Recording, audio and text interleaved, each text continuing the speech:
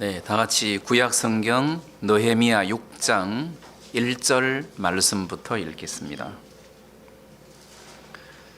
산발랏과 도비야와 아라비아 사람 게셈과 그 나머지 우리의 대적이 내게 성을 건축하여 그 퇴락한 곳을 남기지 아니하였다 함을 들었는데 내가 아직 성문에 문짝을 달지 못한 때라. 산발락과 게셈이 내게 보내어 이르기를 오라 우리가 오노 평지 한 촌에서 서로 만나자 하니 실상은 나를 해코자 함이라. 내가 곧 저희에게 사자들을 보내어 이르기를 내가 이제 큰 역사를 하니 내려가지 못하겠노라. 어찌하여 역사를 떠나 정지하게 하고 너희에게로 내려가겠느냐 하매 저희가 4번이나 이같이 내게 보내되 나는 여전히 대답하였더니 9절을 읽겠습니다. 이는 저희가 다 우리를 두렵게 하고자 하여 말하기를 저희 손이 피곤하여 역사를 정지하고 이루지 못하리라 함이라. 이제 내 손을 힘있게 하옵소서 하였노라. 12절을 읽겠습니다. 깨달은즉 저는 하나님의 보내신 바가 아니라 도비야와 산발랏에게 뇌물을 받고 내게 이런 예언을 함이라. 저희가 뇌물을 준 까닭은 나를 두렵게 하고 이렇게 함으로 범죄하게 하고 악한 말을 지어 나를 비방하게 함이었느니라. 내 하나님이여 도비야와 산발랏과 여선지 노아디아와 그 남은 선지자들 무릇 나를 두렵게 하고자 한 자의 소위를 기억하옵소서 하였노라. 여기 14절 말씀까지만 읽겠습니다. 이스라엘 백성들이 바벨론의 포로로 잡혀갔는데 여러분들이 알다시피 바벨론 포로 생활을 70년 동안 바벨론 포로 생활을 하고 하나님이 약속하신 말씀대로 70년 후에 하나님이 이스라엘 백성들을 다시 가나안 땅으로 돌려보내게 되셨는데 이스라엘 백성들이 이제 바벨론 포로 생활을 하다가 이스라엘로 다시 돌아올 때 한꺼번에 왕창 돌아온 게 아니고 1차, 2차, 3차 해서 이렇게 3차례에 걸쳐서 나누어 가지고 포로들이 이제 귀환을 하게 됐단 말이에요. 그래서 1차 귀환 때가 바로 스룹바벨에 의해서 고레스 황제가 성전을 건축하라는 그런 명령을 내리시는 바람에 스룹바벨을 중심으로 약 5만 명 정도의 이스라엘 백성들이 이제 예루살렘으로 돌아와서 하나님의 성전을 짓게 되는 이제 장면이 나오는 거예요. 그래서 이제 하나님의 성전을 짓고 난 다음에 그리고 세월이 많이 지났어요. 그런데 에스라 선지자를 중심으로 이 에스라 제사장이죠. 제사장을 중심으로 이제 율법을 가르치고 일종의 영적 개혁을 하게 되는 이런 이제 2차 귀환이 에스라를 중심으로 이렇게 들어오게 됩니다. 그리고 3차 귀환은 오늘 읽었던 이 느헤미야서에 느헤미야가 이제는 성전은 이미 지어졌고 성벽을 건축하는 이 일을 위해서 느헤미야가 이제 또 많은 종자들과 함께 예루살렘으로 귀환을 하는 장면이 있는데 이렇게 3차례에 걸쳐서 이스라엘 백성들이 이제 귀환을 합니다. 그래서 이제 이 에스라하고 느헤미야는 에스라는 하나님의 성전을 건축하고 그다음 느헤미야는 하나님의 성벽을 건축하는 그런 일을 하셨단 말이에요. 근데 성전을 건축하고 바로 이어서 성벽을 건축해야 되는데 이 터울이 한 80년, 70년, 80년 정도를 성벽 없이 예루살렘에서 이스라엘 백성들이 이렇게 지내게 됐단 말입니다. 성전은 있는데 성벽이 없으니까 많은 그 이방인들이 이스라엘을 공격해 가지고 약탈하고 못 살게 굴고 하니까 성전은 있지만 너무 힘든 거예요. 그래서 느헤미야 1장을 보면은 느헤미야가 왜 술관원으로 있었잖아요. 술관원으로 있었는데 아닥사스다 왕의 술관원으로 있었는데 그때 그 형제 하나니가 이제 여기서 형제는 친형제를 가리킵니다. 동생이죠, 동생. 하나니가 두 형제와 함께 왔는데 당연히 예루살렘 형편을 물어봤겠죠. 예루살렘이 어떠냐 하고 물어보니까 성문은 불타고 성벽은 다 허물어지고 남은 이스라엘 백성들, 이제 이 사람들은 포로로 갔다가 스룹바벨 때에 돌아온 사람들을 말합니다. 이 남은 이스라엘 백성들은 능욕을 당하고 환난을 당하고 있다. 자, 이제 능욕과 환난이라는 단어는 결국 재산을 약탈당하고 어려움을 겪고 뭐 진짜 삶이 굉장히 어렵고 힘든 상황을 지금 설명하는 거잖아요. 느헤미야가 그 이야기를 듣고 울고 금식하고 기도하면서 내가 성벽을 건축해야 되겠다.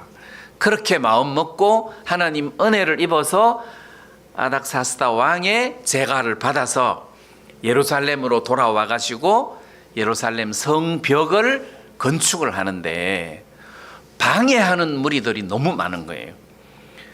이제 이 방해하는 무리들이라는 것은 그 당시에 예루살렘이 재건되기 전이었기 때문에 사마리아를 중심으로 그쪽 방백들이 그 팔레스타인 일대를 거의 다 장악을 하다시피 했는데 예루살렘 성전을 짓고 예루살렘 성벽이 세워지면 그렇게 관할할 수 있는 지역이 축소가 되기 때문에 그 당시에 대적자 산발랏, 도비야, 게셈 이런 사람들이 그쪽 일대의 방백, 또 뭐 어떤 사람들은 산발랏은 사마리아 총독이었다 이렇게 말하는 사람도 있는데 어쨌거나 그런 대적자들이 느헤미야를 중심으로 해서 성전을 건축하려고 하는 이 일을 건축을 못하게 방해를 하는 거예요. 방해를 하는데 방해를 하는 정도가 너무 심한 거예요. 근데 이제 그 와중에 52일 만에 성벽 건축하는 것을 완성을 하는 겁니다. 그래서 52일 만에 성벽 건축을 완성하고 난 다음에 그 다음에 이제 7장에 들어서서는 성벽을 다 건축하고 문짝을 달고 완성하고 난 다음에는 문지기를 세우고 노래하는 자들을 세우고 레위 사람들을 세우더라고요. 이제 7장 1절에 그럼 그전에는 문지기가 있었냐? 문지기가 없었어요. 문이 없는데 문지기가 필요 없죠. 그럼 이제 문지기를 두고 노래하는 자들을 두고 하나님을 찬송하는 사람들이죠. 노래하는 자들과 레위 사람들을 세웠어요. 그리고 그 뒤에 수문 광장 앞에 그 예루살렘 안에 있는 모든 유대인들을 다 모아가지고 율법을 강론하는 거예요. 율법 책을 읽어드려서 이스라엘 백성들로 하여금 하나님 앞에 참된 회개를 하게 하는 이제 이런 일들이 성벽을 건축하고 난 다음에 일어난단 말이에요. 이제 참고로 에스라가 성전을 짓고 그 다음에 느헤미야가 성벽을 건축하는 그 사이에 에서더 사건이 생깁니다. 그래서 이 에서더는 느헤미야 뒤에 있지만 성벽 건축 끝나고 난 다음에 에스더 사건이 생길 거라고 생각을 하는데, 이게 연대별로 성경이 이렇게 제본되어 있는 것이 아니라 이 그 사이에 에스더가 들어간다는 사실을 여러분들이 기억해 놓으세요. 자, 그렇다면 성벽이 건축되고 난 다음에 이스라엘 백성들에게 진짜 부흥이 생긴단 말이에요. 생겼다는 거지. 성전을 건축하고 난 이후에 이스라엘 백성들에게 구심점이 생긴 것도 사실이지만 이게 부흥이 될 수가 없었어요. 성벽이 없으니까 이방 사람들이 시도 때도 없이 들어와 가지고 약한 자들을 약탈하고 능욕하고 이스라엘 백성들은 환난을 겪으니까 부흥이 될 수가 없었어요. 그리고 이 예루살렘이 성벽이 없으니까 뭐 이방인들도 들어와서 그냥 기거하고 막 이렇게 뒤섞여 가지고 진짜 아브라함의 후손인 유대인들과 이방인들을 구별할 수 있는 선이 없었단 말이에요. 근데 성벽을 딱 건축하고 난 다음에 느헤미야가 1차 포로 때 아까 내가 한 5만 명 정도가 왔다 했죠. 1차 포로 때 5만 명 좀 못 되는 사람들이 이제 왔는데, 여기 느헤미야가 요즘 우리말로 말하면 족보죠, 족보. 이 유대인들이 족보에 이름이 있나 없나를 한 사람 한 사람 확인을 하는 일을 거쳐서 이방인과 유대인을 선을 분명하게 짓는 거예요. 그래서 그 족보 이야기가 이제 바로 느헤미야 7장에 나오는데, 7장 61절에 보면 중간에 그 종족과 보게가 이스라엘에 속하였는지 증거할 수 없으니, 그러니까 이 사람들이 진짜 아브라함의 후손인지 그 종족이, 그 조상이 누군지에 대한 것을 증명할 수 없는 사람들이 있더라는 거예요. 그 다음에 이제 제사장 중에서도 64절에는 이 사람들이 보게 중에서 자기 이름을 찾아도 얻지 못한 고로 저희를 부정하게 여겨 제사장의 직분을 행치 못하게 하고, 그래서 이 족보를 중심으로 해서 이 사람이 정말 유대인인지, 이 사람이 정말 제사장인지를 선을 분명하게 짓는 일을 하고, 증명하지 못하는 경우에는, 제사장인 경우에는 제사장 직분을 행치 못하게 했단 말이에요. 선이 분명하게 지어지는 성벽이 없을 때는 이 작업이 불가능했단 말입니다. 근데 성벽을 건축하고 난 다음에 일종의 담이죠. 가정집으로 말하면 담이죠. 하나님의 성전에도 담은 있어요. 그래서 에스겔서에 보면 이 담은 거룩한 것과 부정한 것을 구별하는 것이더라 해서 에스겔 42장에 그 말씀이 나오는데, 담은, 성전 담은 거룩한 것과 부정한 것을 구별하는 어떤 선이 된단 말이에요.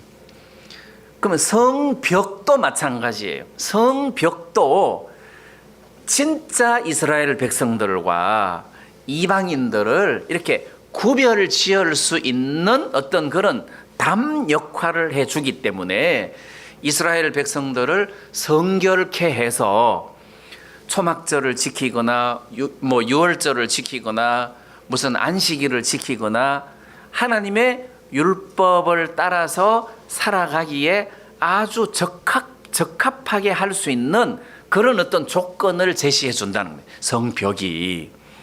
그래서 성벽을 건축하고 난 다음에 그 예루살렘 안에 수문 광장 앞에 온 유대인들을 모아가지고 율법책을 읽혀줬단 말입니다. 율법을 강론하고 율법을 가르치기를 시작했다는 거죠. 그래서 성벽이 없으면 그게 안 된다는 거죠. 왜냐하면 한참 하고 있는데 뭐 적들이 쳐들어온다든지 약탈한다든지 그러면 방어할 수 있는 능력이 없기 때문에 성벽이 없으면 그게 안 된다는 거예요. 그러면 이 산발랏과 도비아가 느헤미야가 성벽을 건축한다고 하니까 굉장히 걱정을 하는 거예요. 그래서 필사적으로 성벽을 건축하지 못하도록 막는 역할을 하더라는 겁니다. 이 산발랏과 도비아가 필사적으로 성벽을 건축하지 못하게 막는 거예요. 그래서 느헤미야가 예루살렘으로 와서 성벽을 건축하는 그때부터 계속해서 막는데 느헤미야는 믿음으로 그 성벽 건축하는 것을 완성하잖아요. 그런데 이제 오늘 읽었던 느헤미야 6장에는 성벽을 다 건축을 하고 문짝을 달지 못했던 때다. 지금 이렇게 시작을 하고 있습니다. 그래서 6장 1절에 보면 산발랏과 도비아와 아라비아 사람 게셈과 그 나머지 우리 대적이 내가 성을 건축하여 그 퇴락한 곳을 남기지 아니하였다 함을 들었는데, 여기 퇴락한 곳을 남기지 아니하였다라는 말은 성을 이렇게 쌓아가는데 무너진 곳, 그러니까 성이 다 무너졌는데 그 무너진 모든 성벽을 남기지 않고 다 쌓았다. 또 어떤 사람들은 이 표현을 틈을 남기지 아니하였다 또는 무너진 곳을 남기지 아니하였다 해서 성이 이렇게 원형으로 이렇게 뺑 둘러싸잖아요. 그래 이 틈을 두지 않고 완벽하게 성벽을 건축을 했다. 그래서 저는 여기서 무너진 곳을 남기지 아니하였다 함을 대적들이 듣고 그리고 아직 문짝을 달지 못했던 때다. 그 문짝 달아야 되잖아요. 근데 문짝만 다는 게 문짝을 달고 문을 닫고 문 빗장까지 질러서 아예 적들이 못 들어오게 이제 성벽을 완공해야 되는데 아직 문짝은 달지 못했던 때다. 자, 그때 2절에 산발랏과 게셈이 내게 보내어 이르기를 오라 우리가 오노 평지 한 촌에서 서로 만나자 하니 실상은 나를 해코자 함이라. 그래서 이 산발랏이 느헤미야에게 사람을 보내가지고 오노 평지에서 만나자. 왜? 이런 사연과 소문이 있는데 오노 평지에서 만나자. 이 오노 평지는 사마리아와 예루살렘의 국경선 근처라고 보시면 돼요. 여기서 만나자. 그래서 이 성전 건축 때문에 일어나는 여러 불미스러운 부작용들이 있는데 여기서 만나서 의논을 하자 하고 산발랏이 사람을 보내어 느헤미야에게 그렇게 통보를 했는데 실상 느헤미야가 알고 보니까 나를 해코자 함이라. 여기서 해코자는 살해를 가리킵니다. 느헤미야를 살해하고자 오노 평지로 불러들였는데 느헤미야가 안 갔죠. 그래서 어떻게 핑계를 대고 안 갔느냐 하면은 3절에 내가 곧 저희에게 사자들을 보내어 이르기를 내가 이제 큰 역사를 하니 내려가지 못하겠노라. 4절에는 저희가 4번이나 이같이 내게 보내되 나는 여전히 대답하였더니. 그래서 나는 이렇게 큰 역사를 하고 있는 중인데 이거를 정지하고 내가 어떻게 오노 평지에 가서 이 문제들을 너희들하고 의논을 하겠느냐. 이렇게 큰 역사를 중지하고 내가 너희들에게 내려가지 못하겠다. 그래서 느헤미야가 성 쌓는 일을 잠시도 중지하거나 한눈 팔지 않고 계속해서 성을 열심히 쌓아가지고 하나님 은혜로 52일 만에 성벽 건축을 완공을 하더란 말입니다. 저는 오늘 이제 이 말씀에서 뭘 이야기하고 싶으냐 하면 성벽이라는 것이 중요하다. 이게 부흥의 조건이다. 이스라엘이 포로로 돌아왔는데 돌아오기는 돌아왔지만 지금 부흥의 상황이 아니다. 이게 부흥, 이게 흥황을 하려면 성벽이 있어야 된다. 그 말이에요. 그래서 느헤미야가 돌아왔을 때 이 산발랏과 도비아가 굉장히 걱정을 했는데 걱정한 이유가 뭐냐 하면 이스라엘을 그 느헤미야 2장 10절에 보면 호론 사람 산발락과 종되었던 암몬 사람 도비아가 이스라엘 자손을 흥왕케 하려는 사람이 왔다 함을 듣고 심히 근심하더라. 이렇게 돼 있단 말이에요.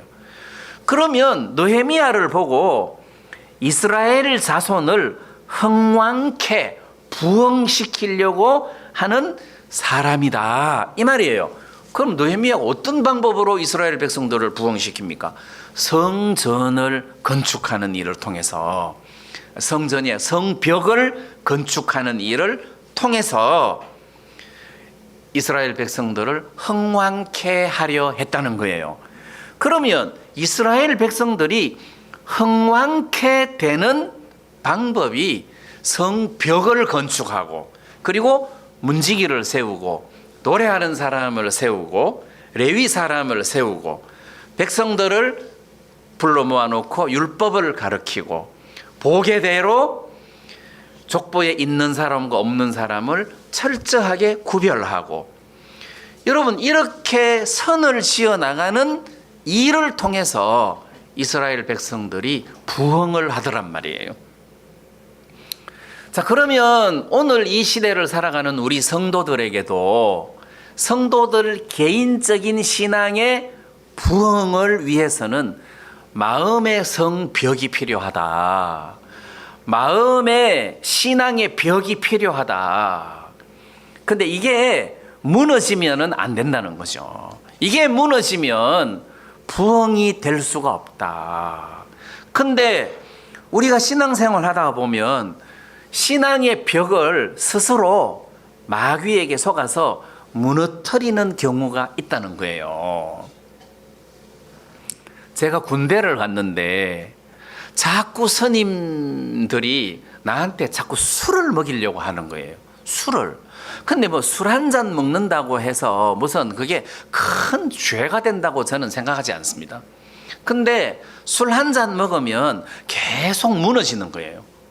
그 스님들에게 계속 끌려가는 거예요. 야 임마 지난번에도 한 잔 먹었잖아. 그러면 한 번 먹으면 두 번 먹고 세 번 먹고 네 번 먹고, 아 이렇게 하면 내가 무너지겠다 해서 절대 내가 술을 안 먹었어요.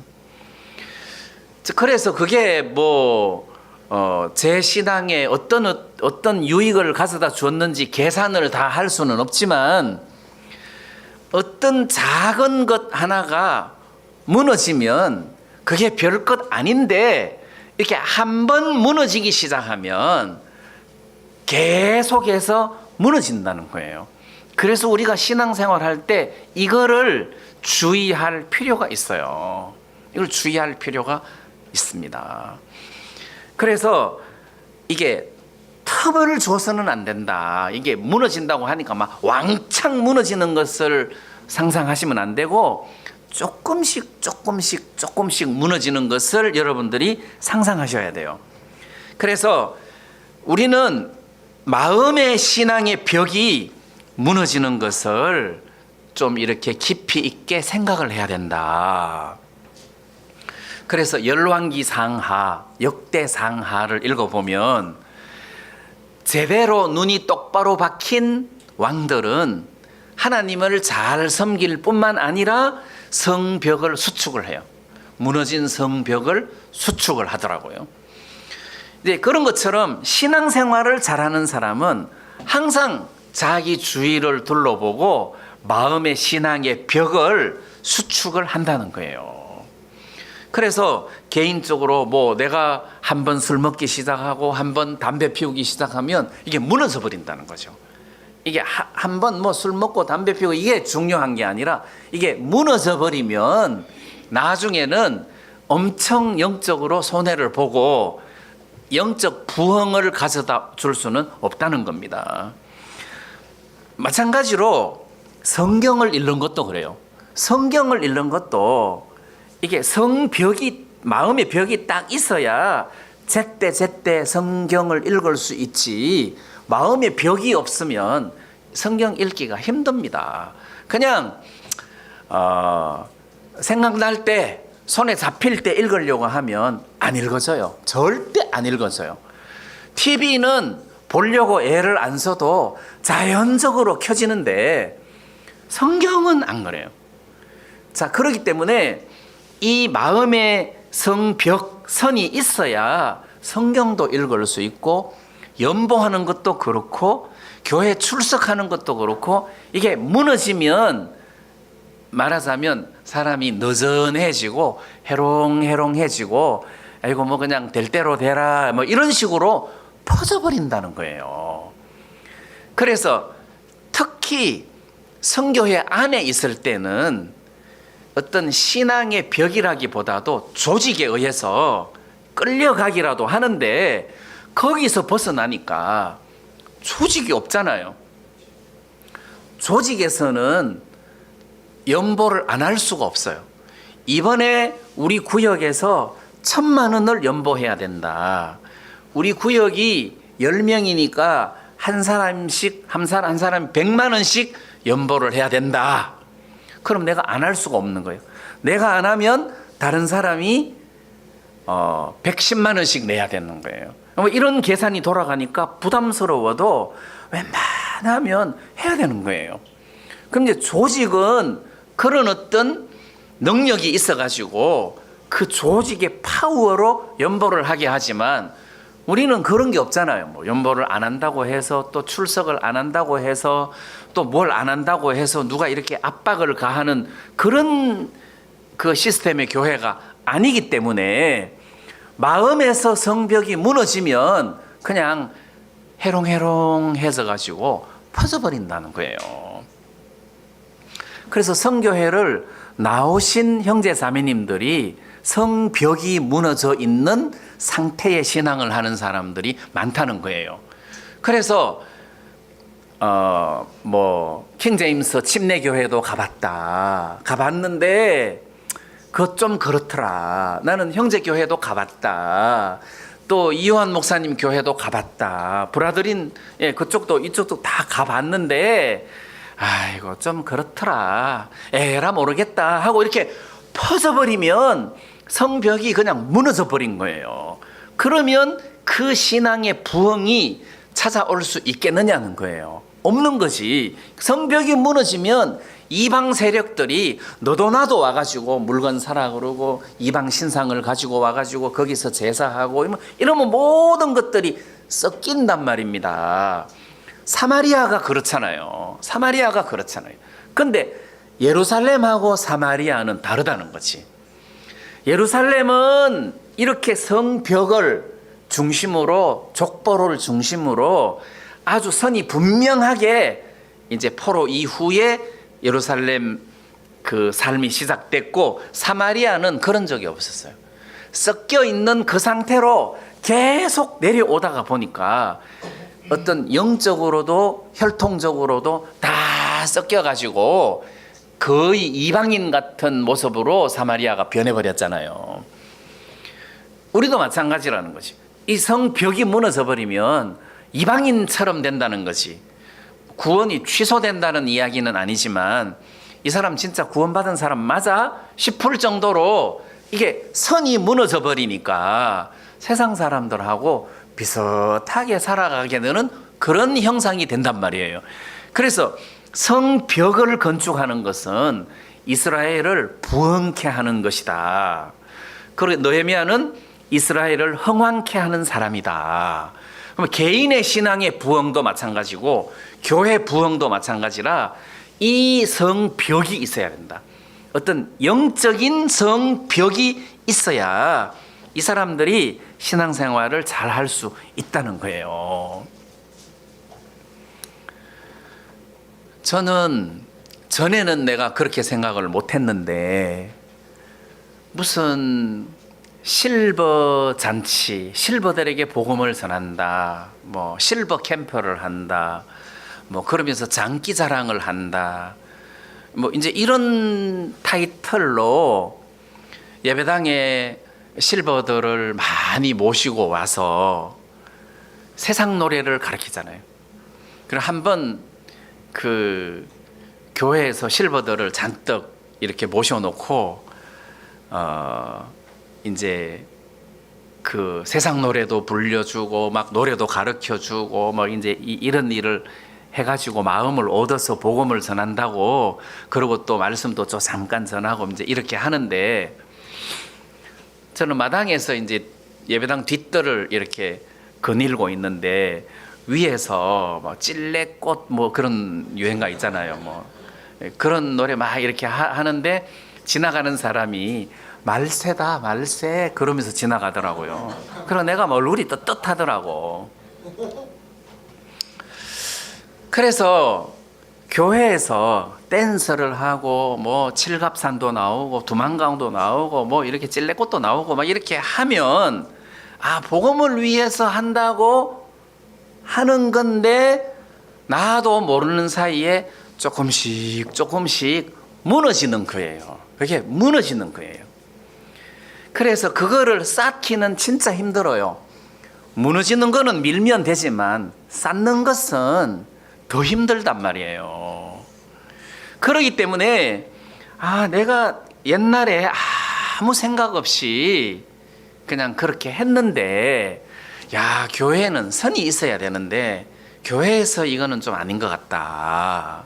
뭐 이런 게 있어야 되는데 전혀 그런 것 없이 그냥 그렇게 해버리잖아요. 뭐 그 댄스 경연 대회도 하면은 뭐 그냥 뭐 양복 입고 댄스 하는 거 아니잖아요. 뭐 속이 다 파진 그런 옷 입고 또 뭐 이거는 좀 아니다. 이런 것들은 선을 분명하게 지어서 자를 거는 잘라야 된다. 해야 되는데 이제 그런 선이 없다는 거죠.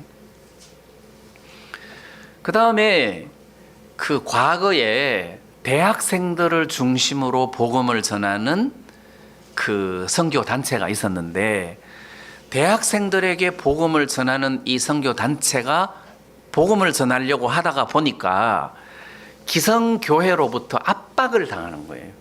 그러니까 압박을 당하다가 보니까 타협을 하게 되는 거라. 그래서 우리는 대학생들 위주로 복음을 전하겠다. 일반인들에게는 복음을 전하지 않는다. 대상이 대학생들에게 복음을 전하겠다. 그럼 대학생들 일요일 날 대학교 안 가잖아. 그럼 일요일 날은 어떻게 할 건데? 일요일 우리는 교회를 하지 않겠다. 그 대신 토요일 날 대학생들하고 예배를 드리겠다. 타협을 했어요. 근데 문제는 4년, 5년, 6년 이렇게 지나다 보니까 대학생들이 졸업을 하잖아요. 근데 그 중에는 구원받은 대학생들도 생기는 거예요. 그래서 이 구원받은 대학생들이 기성교회를 나가려고 하니까 너무 율법적이라 안 맞는 거예요. 그래서 졸업한 대학생들이 자기들끼리 모여가지고 교회를 형성을 했어요. 그래서 일요일 날 예배를 드리니까 기성교회에서 다시 압력이 들어온 거예요. 너희들 토요일 날 예배 드리기로 했잖아. 이렇게 일반인 대상으로는 교회를 하지 않기로 했잖아. 그래갖고 그 압력에 이 교회가 해체돼 버렸어요.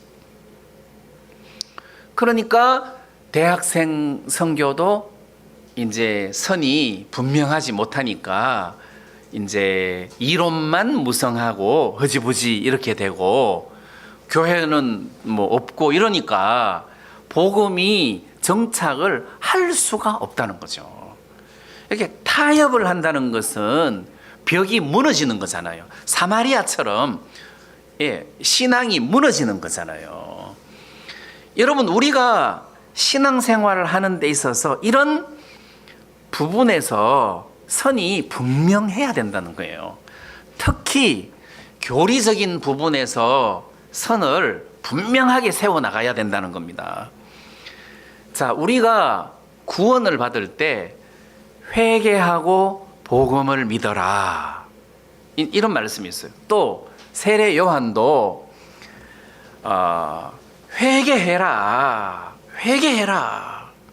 회개하고 내 뒤에 오시는 분을 믿어라, 회개하고 예수를 믿어라.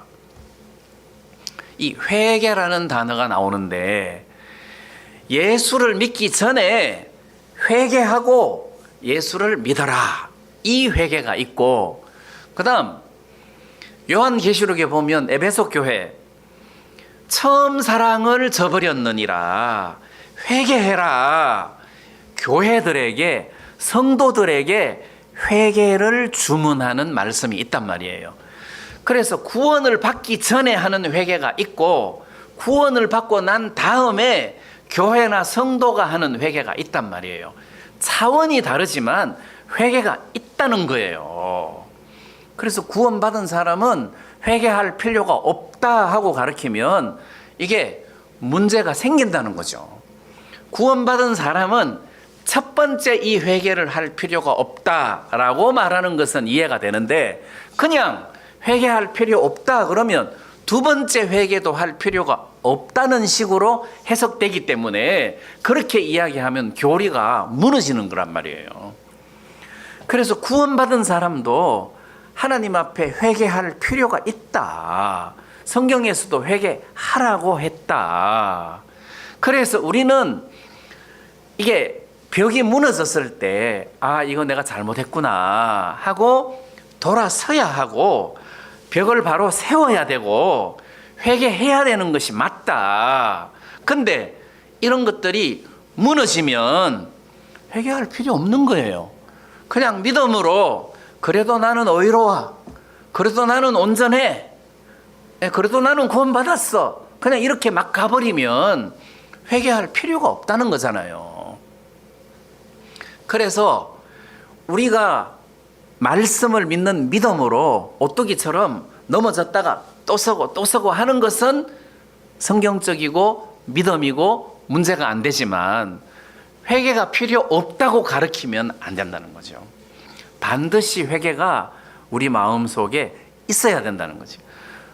회개의 방법에 있어서 기성교회 교인들이 매일 새벽마다 하나님 이 죄를 용서해 주십시오 하는 그런 식의 회개는 아니지만, 하나님 앞에 자기의 잘못이 빛 가운데서 정확하게 발견됐을 때 그걸 인정하고 하나님 앞에 돌이키는 것, 그건 시간은 얼마 안 걸려요.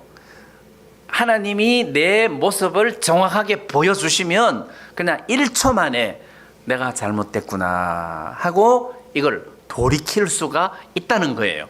그 자기의 잘못된 부분들을 정확하게 하나님이 딱 보여주었을 때는 잘못했습니다 하고 마음을 바꾸는 것이 성경적이라는 거예요. 그거 해야 돼요.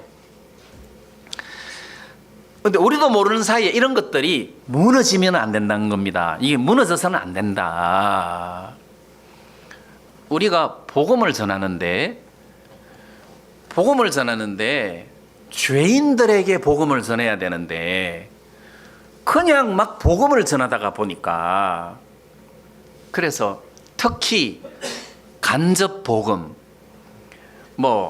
음악회 한다 그러고 살짝 복음을 전하고, 마인드 강연한다 그러면서 살짝 복음을 전하면 복음을 전할 수는 있지만 회개를 전할 수는 없단 말이에요. 옛날에는 목사에게 복음을 전할 때 목사는 구원을 못 받는다. 죄인이 구원을 받지. 목사도 죄인으로 내려와야 돼. 당신 목사가 아니고 죄인이야. 저는 죄인입니다. 저는 구원받지 못했습니다. 어떻게 거듭날 수 있겠습니까? 그래서 복음을 전해가지고 선을 분명하게 세워줬는데 요즘은 그렇게 복음 안 전하잖아요. 요즘은 목사에게 복음을 전하잖아요. 죄인에게 복음 전해야 되는데 구원을 안 받은 목사인데도 목사인 차원에서 복음을 전하니까 이거는 내가 중학교 1학년 때부터 다 배웠는데 뭐 이런 식인 거예요. 그리고 실버들에게 막 댄스하고 막 세상 노래하고 그리고 살짝 복음을 전해주니까 누가 내 허락도 없이 내 죄를 가져가? 뭐 이런 이야기를 하는 이유가 그게 회개가 없이 복음만 떨렁 들으니까 복음이 감사한 게 아니고 참 희한한 소리가 그 입에서 나오는 이유가 그렇단 말이에요. 그래서 그렇단 말이에요. 그러면 이게 복음을 전하는데도 선이 있어야 되잖아요. 이게 어느 정도 선이 있어야 되는데 막 복음만 전하다가 보니까 구원받았다는 사람도 절에 가서 경배하고 뭐 교회 와서 또 이러고 뭐 카톨릭 가서 또 이러고 막 그러니까 회개가 제대로 된 사람이 아니라는 거예요. 이런 부분이 선이 무너지면 나도 모르는 사이에 복음의 성벽이 설설설설설설 허물어진다는 것 아니에요. 그게 무슨 부흥을 가져올 수 있겠습니까? 우리가 이야기하는 부흥은 얼마나 많은 사람이 모이느냐 그게 중요한 게 아니에요. 얼마나 성벽이 튼튼하냐 그게 중요한 거예요. 얼마나 성벽이 튼튼하고 높냐 이게 부흥의 조건이 되는 것이지 얼마나 사람이 많으냐 그거 아니다. 그래서 틈을 남겼어도 안 되고 문을 반드시 닫아야 되고 문 빗장을 질러야 된다. 아무나 못 들어오게 성벽이 튼튼해야 된다. 그래서 우리도 모르는 사이에 진정한 진리가 무너져서는 안 된다는 겁니다. 예를 들어서 제가 구원받기 전에 일반 교회를 다닐 때 이 강대상을 성전이라고 했단 말입니다. 이게 성전이다 해서 여기에는 아무도 못 올라왔어요. 예배 시간뿐만 아니고 평일인데도 여기 못 올라왔어요. 그래서 청소하는 집사님도 저 단 밑에서 무릎 꿇고 하나님 이 죄인 부득이하게 하나님의 성전을 청소하기 위하여 올라가게 되었사오니 용서하여 주십시오. 그러고 올라와서 청소하고 내려갔단 말이에요. 그 여기를 굉장히 신성시했단 말입니다. 그리고 목사를 제사장이다, 하나님의 종이다, 하나님의 대언자다 해서 하나님께서 성도들에게 하시고 싶은 말씀을 목사에게 전해주면 목사가 하나님으로부터 받아가지고 성도들에게 이것을 설명해주는 이런 제사장이나 대언자, 선지자 같은 그런 위치의 사람으로 목사를 이렇게 인식을 시켜놨단 말이에요. 그래서 아모스 말씀에 하나님께서 그 하시고자 하는 일들을 그 종들에게 보이지 않고서야 그 일을 하시겠느냐 하는 말씀을 통해서 하나님이 우리에게 하시고 싶은 어떤 그런 비밀스러운 일들을 먼저 목사님에게 종에게 보여주시고 그 다음에 종을 통해서 우리들에게 이런 일들을 밝히 보여주시는구나 이렇게 해석을 하는데 이거는 일반 교회식이란 말이에요. 일반 교회에서 그렇게 했어요. 그런데 지금은 하나님께서 대언자와 종을 세워서 하나님이 우리들에게 하시고 싶은 말씀을 하시는 시대가 아니에요. 지금 이 시대는 하나님이 모든 사람에게 직접 말씀을 하시는 시대란 말이에요. 다시 말하면 목사는 하나님께서 하시는 말씀을 직접 받은 것을 여러분들에게 이야기를 해주고, 여러분들도 직접 받은 것을 과연 말씀이 그러한가 그러하지 않는가를 분별하고 해서 하나님 말씀이다 아니다를 가려야 되는 것이지, 저 사람 입에서 나오는 것이 진리의 말씀이다, 무조건 받아야 된다, 그런 식으로 하면 그건 벌써 일반 교회식이라는 거예요. 목사는 하나님이 세운 제사장이나 선지자나 대언자 같은 사람 아니에요. 그냥 하나님 말씀을 쉽게 이렇게 풀어서 여러분들에게 설명을 해주는 은사를 가지고 말씀을 풀어주는 사람이지, 하나님의 계시를 중간에서 받아가지고 여러분들에게 전달해주는 사람이 아니라는 겁니다. 그런 것도 무너지면 목사가 하나님이 이 시대에 우리에게 세우신 유일한 종이라고 생각을 하고 그 입에서 나오는 이야기를 무조건 믿어버리는 그런 어처구니 없는 일을 하게 되는데, 그거 아니라는 겁니다. 그래서 어떤 형제가 교도소에 들어갔는데 면회를 갔어요. 목사님이 면회를 가가지고 너 이번 8.15 특사로 나올 거야 해서 그걸 믿었어요. 하나님의 종이, 하나님이 8.15 특사로 나온다고 하셨다, 아멘 아멘 하고 나올 준비 다 하고 있었는데 8.15 특사에 못 나왔어요. 그런 식으로 믿으면 안 된다는 거죠. 하나님이 무슨 종을 통해서 8.15 특사로 너 나오게 될 거다, 그런 식으로 하지 않는다는, 그건 무당이나 그렇게 말하는 거지, 그런 게 아니라는 겁니다. 하나님이 우리들에게 말씀을 하실 때는 항상 66권 성경 말씀 안에서 우리들에게 정확하게 말씀을 하시는 것이지, 이런 어떤 신비스러운 계시로, 성경에도 없는 어떤 계시로 우리들에게 말씀하시지 않는다는 거예요. 그리고 병이 낫는다든지 뭐 특사로 출소한다든지 하는 것도 내 속에 계신 성령이 나를 위로하시고 말씀을 통해서 내게 믿음을 주셔가지고 그런 간증을 하거나 예언을 하는 것은 내가 이해를 하지만, 누군가에 의해서 이렇게 계시가 전달되는 것은 없다는 거예요. 그건 계시도 아니잖아요. 하나님이 모든 필요한 계시를 이 66권 말씀 속에 다 심어놨어요.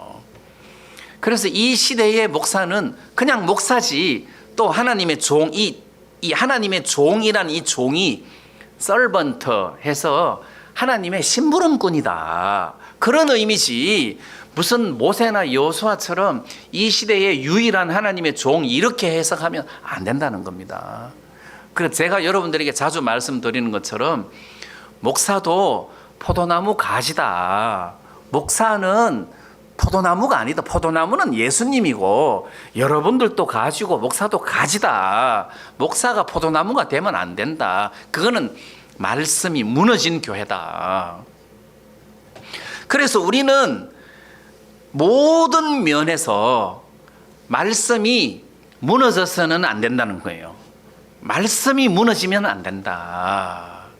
그래서 내 개인적으로 성벽이 높이 세워져야 된다. 이런 어떤 교리적인 말씀뿐만 아니라 어떤 교회를 출석하는 것이나 연보를 하는 것이나 성경을 읽는 것이나 술을 먹는 것이나 이런 것도 개인적으로 하나님 앞에 선을 딱 가지고 살아야 교회 출석을 할 수 있지, 안 그러면 진짜 하기가 힘드는 거예요. 특히 또 연보는 더해요. 그냥 막연하게 있으면은 연보하기가 쉽지 않아요. 선이 있어야 연보도 하고 출석도 하고 성경도 읽고 이렇게 좀 경건한 생활을 할 수 있는 것이지, 이게 무너지면 나 구원받았으니까 하는 그 핑계로 그냥 두리뭉실하게 생활하기가 쉽다. 그래서 이 성벽을 건축하는 것이 중요한 이유가 그래서 그렇다. 이제 그런 생각이 제 마음에서 들었고요. 그 다음에 느헤미야가 이 성벽을 건축하는 데 있어서 굉장히 압박을 많이 받았잖아요. 사람은 별로 없고 일할 사람은 별로 없고 일할 양은 너무 많고 대적들은 너무 강하고 살해 위협까지 겪고 또 안으로도 문제가 있고 바깥으로도 대적이 있고 해서 성벽을 건축하는데 굉장히 어려웠어요. 굉장히 어려웠어요. 그래서 우리가 어느 평지에서 만나자 할 때 느헤미야는 나를 살해하려고 하는구나 하는 것을 알고 안 갔죠. 이렇게 큰 성 역사를 내버려 두고 정지하고 나는 내려가지 못하겠다 하고 이제 거절을 했는데, 느헤미야 6장 6절에 보니까 산발랏이 편지를 보냈는데 그 편지 거래에 이르기를 이방 중에도 소문이 있고 가스무도 말하기를 내가 유다 사람들로 더불어 모반하려 하여 성을 건축한다 하나니 내가 그 말과 같이 왕이 되려 하는도다. 자, 왕이 되려 하는도다 하는 이런 헛소문을 이렇게 퍼뜨렸단 말이에요. 자, 그러면 이 산발랏이 느헤미야에게 편지를 보내가지고 이렇게 위협을 한 이유가 9절에 있습니다. 9절에 이는 저희가 다 우리를 두렵게 하고자 하여 말하기를 저희 손이 피곤하여 역사를 정지하고 이루지 못하리라 함이라. 자, 두렵게 하기 위해서. 그러니까 이 산발랏과 도비아가 느헤미야가 성벽을 건축하는 이 큰 역사 앞에서 느헤미야를 두렵게 하는 거예요. 또 그 뒤에 보면은 죄에 빠지게 하고 하나님 성전 외소에 들어가서 숨자 해서 거기 막 숨고 그러면, 그래갖고 죄에 빠지면은 그걸로 모함을 해가지고 마음을 약하게 하면은 성벽 건축을 이게 더디게 하고 못하게 하고 막 이런 어떤 계략이죠. 이런 계략. 그래서 이 산발랏이 그들을 두렵게 하고자 했단 말이에요. 자, 그러면 우리가 신앙생활을 하는데, 내가 분명한 선을 가지고 신앙생활을 하는데 두려움이 찾아올 때가 생긴단 말입니다. 두려움이 찾아올 때가 있다. 이 두려움이라는 것은 현재 두려운 게 아니에요. 지금 두려운 게 아니라 앞으로를 생각할 때 두려운 거예요. 그래서 이게 믿음이 아니라는 거죠. 두려움이 찾아온다. 그래서 지금 나는 두렵지 않아요. 지금 나는 굉장히 행복해요. 근데 내년에는 어떻게 될까? 내년에도 정영재님이 이 자리에 앉아 계실까? 아마 안 계실지도 몰라. 내년은 아무도 모르죠. 내년 가봐야 알지.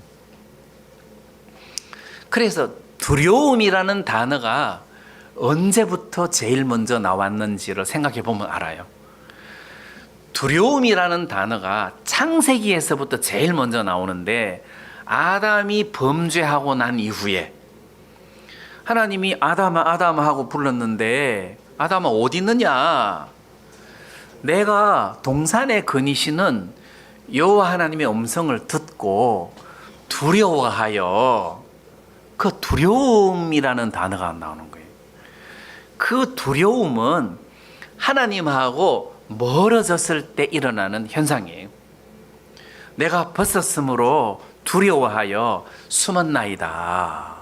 벗었는데 왜 두렵냐? 전에도 벗었는데 안 두려웠는데. 그 두려움이라는 것은 하나님에게서부터 멀어졌을 때 일어나는 현상이에요. 이렇게 멀어졌을 때 마귀가 우리를 속이면 넘어간다는 거예요. 이게 두려움이다. 자, 그렇다면 두려움이라는 것은 내 신앙을 척도할 수 있는 정상이라는 거잖아요. 내가 왜 두렵지? 내가 이렇게 두려운 마음이 생기는 것을 보니까 하나님하고 좀 먼 것 같다. 하나님하고 가까우면 절대 두려움이 생길 수가 없다는 거예요. 내가 사망의 엄침한 골짜기를 다닐지라도 해를 두려워하지 않을 것은, 해, 어떤 죽음, 두려워하지 않을 것은 안 두렵다잖아요. 사망의 음침한 골짜기를 다닐지라도 해를 두려워하지 않을 것은 주께서 나와 함께 하심이라. 주님이 나와 함께 동행하고 있는 동안에는 두렵지 않다. 그런데 산발랏과 도비아가 느헤미야를 두렵게 하고자 애를 썼다는 거예요. 그래서 14절에도 보면은 내 하나님이여 도비아와 산발랏과 여선지 노아디아와 그 남은 선지자들 무릇 나를 두렵게 하고자 한 자들의 소위를 기억하옵소서. 그러니까 이 주위에 있는 느헤미야 주위에 있는 사람들, 특히 선지자들까지도 그 사람들하고 결탁을 하고 타협을 해서 느헤미야를 죄에 빠뜨리거나 두려움에 빠뜨리려고 같이 공모를 했다는 거예요. 자, 이렇게 어떤 두려워하는 위협, 모함 이런 것에서 느헤미야가 초연하게 대처하면서 성 역사를 완공할 수 있었던 이유가 내가 생각할 때는 그래요. 이건 하나님의 뜻이다. 이 성벽을 건축하는 것은 하나님의 뜻이다. 만약에 내가 내 자의로 이 성 건축을 하고 싶어서 아닥사스다 왕에게 이 성 건축을 하고 싶다 했을 때 왕이 허락해 줬겠나?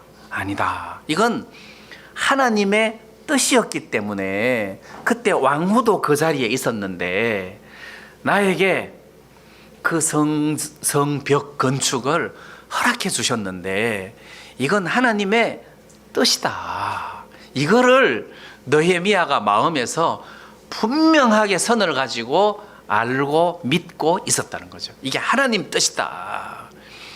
이게 정확하게 하나님의 뜻인 것이 분명하면 믿음이 생기는 거예요. 믿어야지가 아니라 믿음이 생기는 거예요. 하나님이 나를 돕겠다.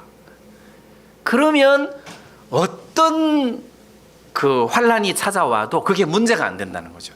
이건 하나님의 뜻이다. 이건 된다. 하나님이 돕는다. 하나님이 은혜를 베푸신다. 누가 내가 이렇게 교회를 한다고 하니까 마귀 짓을 한다고 욕을 하더라고요. 왜 그렇게 마귀 짓을 하면서 성교회를 대적하냐. 차라리 아파트 경비나 하지. 이게 마귀 짓인가 진짜? 나 진짜 이게 마귀 짓인가? 근데 저는 하나님 말씀뿐만 아니라 내가 기도하거나 내 삶을 봐도 이건 하나님의 뜻이다. 하나님이 기뻐하는 일이다. 그 믿음이 딱 드는 거예요. 이게 어떻게 마귀 짓이겠습니까?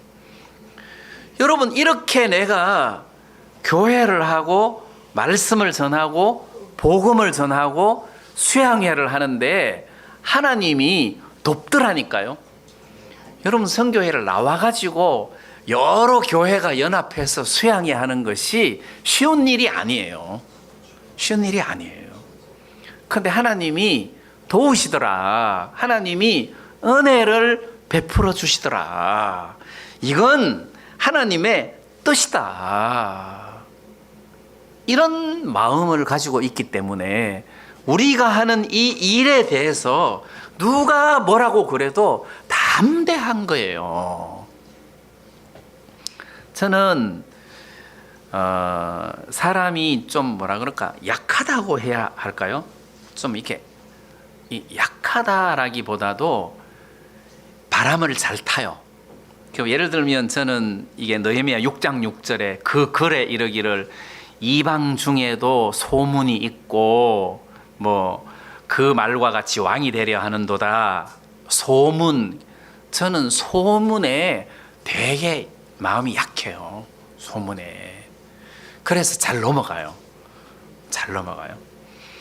근데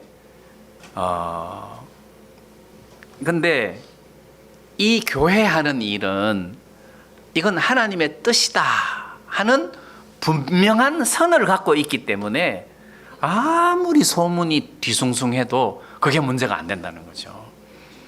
소문에서 뭐 저주를 받을 거다 그러고 뭐 할 거다 그러고 뭐 해도 그게 전혀 내 귀에 안 들어오는 거예요.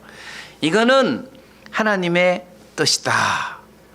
그리고 이 역사가 큰 역사다. 느헤미야는 이거를 내가 이제 큰 역사를 하니 내려가지 못하겠노라. 이게 큰 역사다 했는데 나는 내가 이렇게 하고 있는 사역을 크다고 생각합니다.